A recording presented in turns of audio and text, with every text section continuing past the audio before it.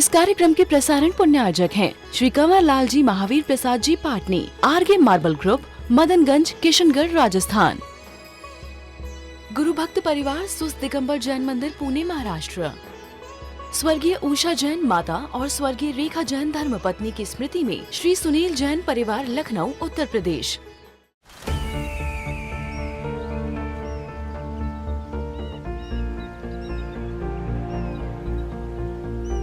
जो बनकर मेरा हमसफर आएगा, सिर्फ उसी को फर्क नजर आएगा। शुरू करो, डालो बुनियाद, घर महल नजर आएगा। वंडर लाइए, वंडर अपनाइए, फर्क नजर आएगा।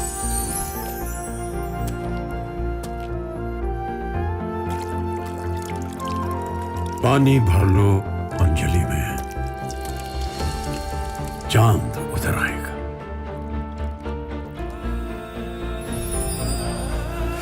वंडर है ना, वंडर लाइए, फर्क नजर आएगा।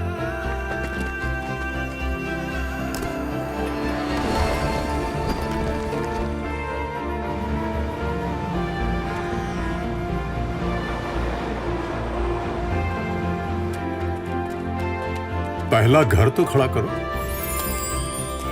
शहर नजर आएगा।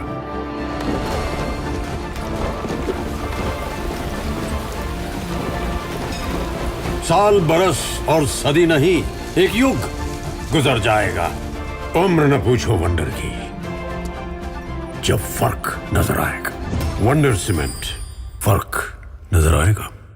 हमें ऐसा लगता है हम सब कुछ कर रहे हैं, लगता है ना। आप प्रवचन सुनते हो, क्लास अटेंड करते हो, मंदिर जाते हो, प्रभु को देखते भी हो आंखों से। वो प्रभु भी आपके नहीं हो पाते। क्यों? क्योंकि वो प्रभु पर हैं, वो बेदी में बैठे हुए हैं। वो जो बेदी में बैठे हुए परमात्मा, वो भगवान, जब हमारे हृदय की पर्याय हो जाएंगी तो वो हमारे अपने हो जाएंगे। ये सबके साथ लागू होता है, चाहे प्रभु हो, चाहे उनकी स्पीच हो, चाहे शास्त्र की पंक्तियां हो, चाहे गुरु हो, चाहे आपके साथ रहने वाले आपके फैमिली मेंबर हो। आप सब मिलकर के रहते हो, लेकिन अपने अपने में रहते हो। बाहर से एक घर में रहते हो, अंदर से आप अपने घर में रहते हो। आपका पार्टनर भी पर है ना, दूसरा ही है ना, दूसरा तो है, लेकिन उसकी हर इच्छा आपकी इच्छा जब हो जाएगी, फिर कोई भेद नहीं रहेगा, वो अभेद हो जाएगा। हम क्या कह रहे हैं? उसका हर भाव जब हमारा भाव हो जाएगा, उसके हर शब्द हमारे शब्द हो जाएंगे, हर शब्द की पर्याय हमारी पर्याय हो जाएगी। तब अंतर कुछ नहीं रहेगा। फिर आप वो करोगे जो अपने लिए करते हो। देखने में आएगा आप उसके लिए कर रहे हो, लेकिन उसके लिए नहीं कर रहे, आप अपने लिए कर रहे हो। क्योंकि अब हमारी भावना हो गई है। बस यहीं से सारा खेल शुरू होता है, धर्म क्षेत्र में भी, और जब संबंधों की बात आती है उस क्षेत्र में भी। जब भक्त और भगवान की रिलेशनशिप की हम बात कर रहे हैं,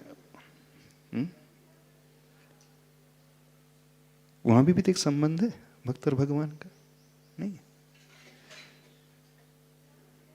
भगवान की हर भावना हमारी भावना बन जाए, भगवान का हर उपदेश हमारा उपदेश बन जाए, गुरु की हर भावना हमारी हो जाए, फिर कोई अंतर नहीं रहेगा। बाहर से भले ही अंतर दिखेगा, लेकिन विचारों की एकता हो जाएगी। फिर हर वर्ड, हर अक्षर हमारे जीवन में क्रांति ला देगा, एक अलग ही निर्माण हमारा कर देगा। ये कहलाता है नॉलेज से विजडम तक पहुंचना।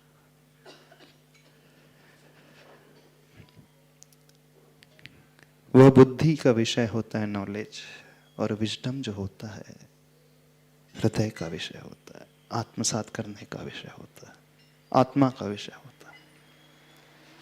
तो आज जो शिक्षा मिल रही है, अथवा आप जो पढ़ते हो सुनते हो, उसे सिर्फ नॉलेज तक के लेवल तक ही लेकर के जाते हो।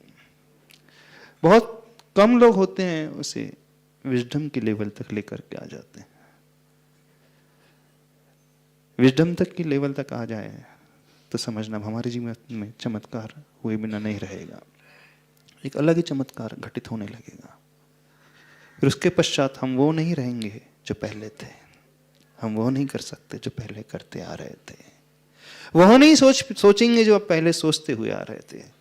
अब सब कुछ बदल जाएगा, हमारी सोच भी बदल जाएगी, हमारे शब्द भी बदल जाएंगी, हमारी एक्टिविटीज भी बदल जाएगी, हमारा पूरा जीवन ही बदल जाएगा।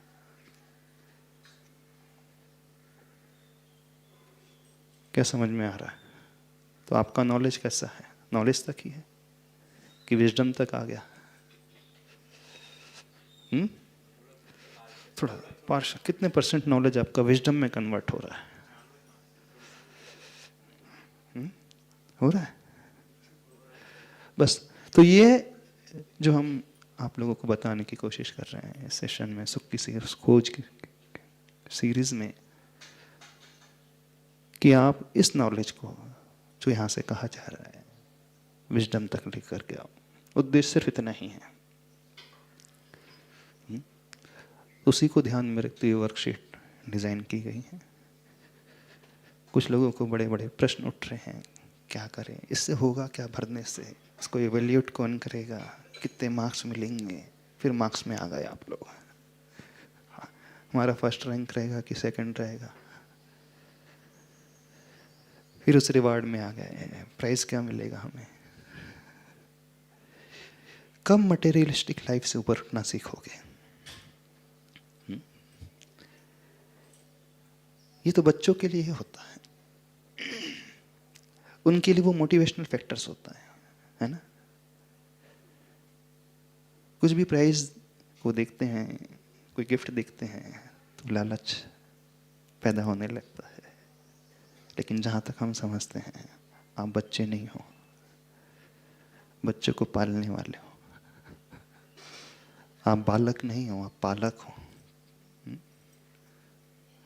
बालक और पालक में बहुत अंतर होता है ना। सबने बच्चे को पाला है, पाल रहे हो। जो बच्चों को पालने वाला होता है वो मैच्योर हो जाता है, नहीं होता? उसकी मैच्योरिटी बहुत बढ़ जाती है, उसका लेवल अलग हो जाता है, उसके भीतर बचपना नहीं रहता है, वो ऊपर उठा हुआ होता है। हम आशा करते हैं आप लोग ऊपर उठ रहे होंगे। अब सेकंड फेज में आ रहे होंगे, ठीक आशा रख रहे नहीं रख रहे? यदि नहीं आ पाए हो तो लाने की कोशिश करो। करोगे? हाँ ठीक है। क्या प्रश्न थे, क्वेश्चंस के? नमस्ते महाराज जी। महाराज जी, वर्कशीट 3 पे कुछ श्रावकों के प्रश्न हैं, आपकी अनुमति से मैं आगे बोलना चाहूँगा। नमोस्तु करते हुए बोला है, वर्क लाइफ और धर्म का बैलेंस मेंटेन जीवन में कैसे किया जाए? वर्क लाइफ और धर्म का बैलेंस लाइफ में कैसे मेंटेन किया जाए? प्रायोरिटी डिसाइड करो पहले तो, किसे कितना समय दिया जाना चाहिए। जब तक प्रायोरिटी डिसाइड नहीं होगी, इम्बैलेंस रहेगा। दोनों का अपना इंपॉर्टेंस है। जितना अर्थ पुरुषार्थ का इंपॉर्टेंस है, उतना ही धर्म पुरुषार्थ का भी इंपॉर्टेंस है।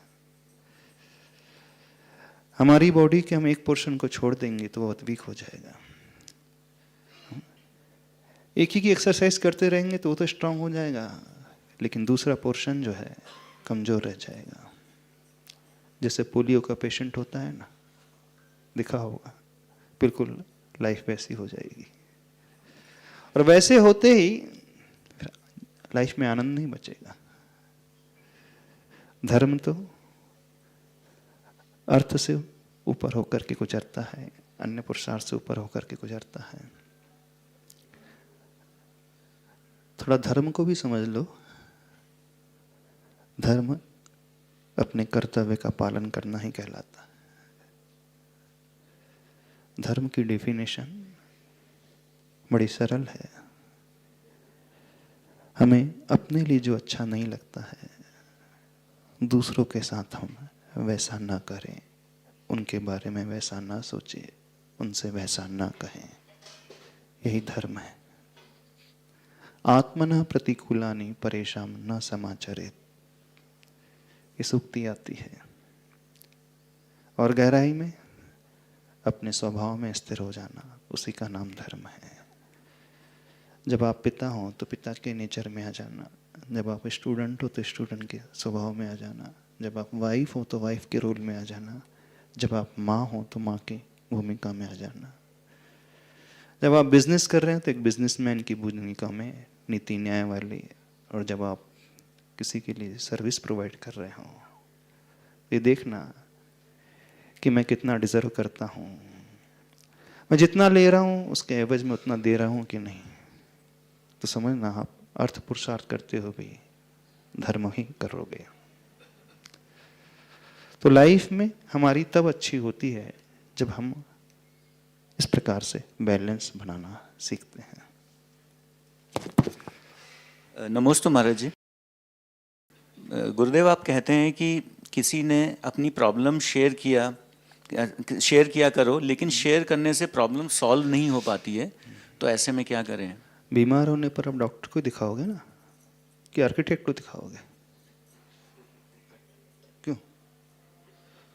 डॉक्टर के पास ही जाओगे? आर्किटेक्ट के पास जाओगे, मुझे बीमारी है, तो क्या करेंगे वो? कुछ नहीं करेगा। यदि आपकी लाइफ में प्रॉब्लम है तो वहीं शेयर करो जहां सॉल्यूशन मिल सकता है। अरण्य रुदन करने थोड़ी कहा जा रहा है। शेयर करने का अर्थ है कि जंगल में, इसका अर्थ ये नहीं कि आप जंगल में जाकर के रोने लगो, जो अनभिज्ञ है उनके पास जाकर के सब कुछ बताने लगो। जो ABCD नहीं जानता उस फील्ड की, वो आपकी क्या हेल्प करेगा?